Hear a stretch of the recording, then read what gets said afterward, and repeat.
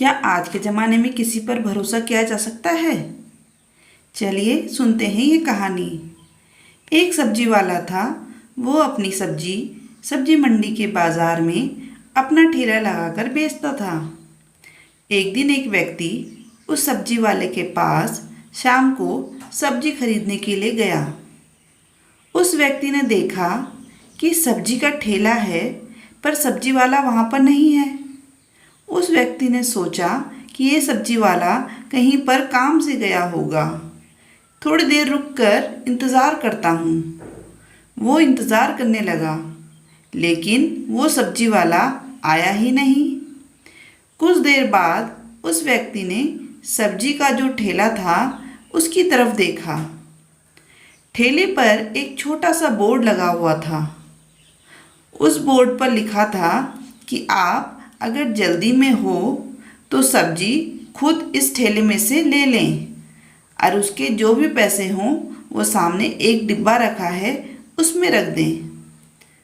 उस व्यक्ति ने देखा कि इस बोर्ड पर तो सारे सब्जी के दाम भी लिखे हैं। उस बोर्ड में आगे लिखा था कि मुझे बीच बीच में मेरी बीमार माँ के लिए घर जाना पड़ता है, उनकी देखभाल करने के लिए। घर पर मेरे सिवा और कोई नहीं है। मुझे इस वजह से थोड़ी थोड़ी देर के लिए ठेला ऐसे छोड़कर उनको खाना खिलाने और दवाई देने के लिए जाना पड़ता है। उस बोर्ड पर अंत में ये भी लिखा था कि अगर आपके पास पैसे ना हो तो आप मुफ्त में भी सब्जी ले जा सकते हैं। इस व्यक्ति ने सोचा कि भला इस ज़माने में भी ऐसा कौन अपना ठेला रख के जाता है और मुफ्त में भी सब्जी देने की बात करता है।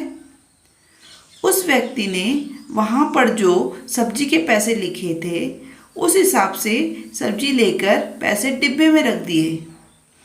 अभी भी उस व्यक्ति को ये सब्जी वाले की बातों में विश्वास नहीं हो रहा था। वो बार बार यही सोच रहा था कि हर कोई थोड़ी ना ईमानदारी से पैसे रखता होगा। शाम को वह व्यक्ति अपने घर आ जाता है और फिर खाना खाने के बाद रात को वो बाहर घूमने के लिए निकलता है। अभी भी उसके दिमाग में वो सब्जी वाला ही घूम रहा था। वो बार बार यही सोच रहा था कि ऐसे भी कौन लोगों पर भरोसा करता है। तभी उसी रात को उसे वो सब्जी वाला अपना ठेला समेटता हुआ नज़र आता है।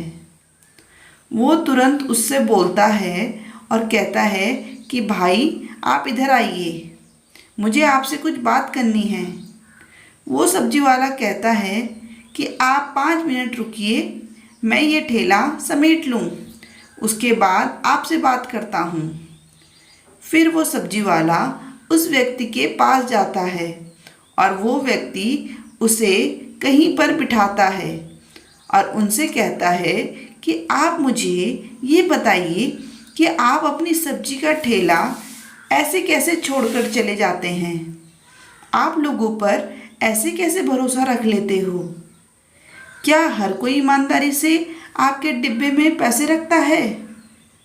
ये सब सुनने के बाद सब्जी वाला ने उस व्यक्ति को अपनी कहानी सुनाई। उस सब्जी वाले ने कहा कि मेरी माँ पिछले 2 साल से बहुत ज़्यादा बीमार रहती है। मेरी पत्नी मर चुकी है और मेरी कोई संतान भी नहीं है। इस दुनिया में मेरी माँ के अलावा और कोई भी नहीं है।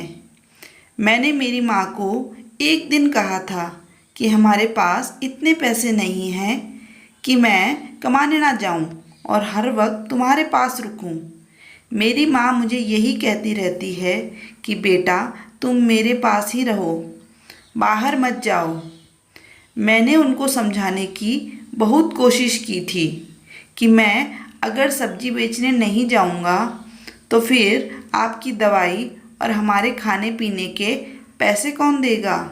माँ ने कहा कि बेटा तुम सब्जी का ठेला सब्जी मंडी में हर सुबह रख दो और उसके साथ एक बोर्ड भी लगा देना जिसमें हमारी पूरी कहानी लिख देना। मैंने उनको ये भी कहा था कि अगर लोग पैसे होने के बावजूद भी मुफ्त में सब्जी ले गए तो मैं ऐसे कैसे किसी पर भरोसा रख सकता हूँ। तभी माँ ने कहा, बेटा तुम और किसी पर नहीं पर भगवान पर भरोसा रखो। तुम सुबह हर रोज ठेले पर सब्जी रखने जाना और शाम को ठेला समेटने के लिए जाना। बाकी सब ऊपर वाला देख लेगा।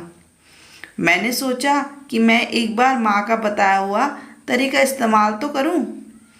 इस तरीके से मैं पिछले 2 साल से सब्जी बेच रहा हूँ।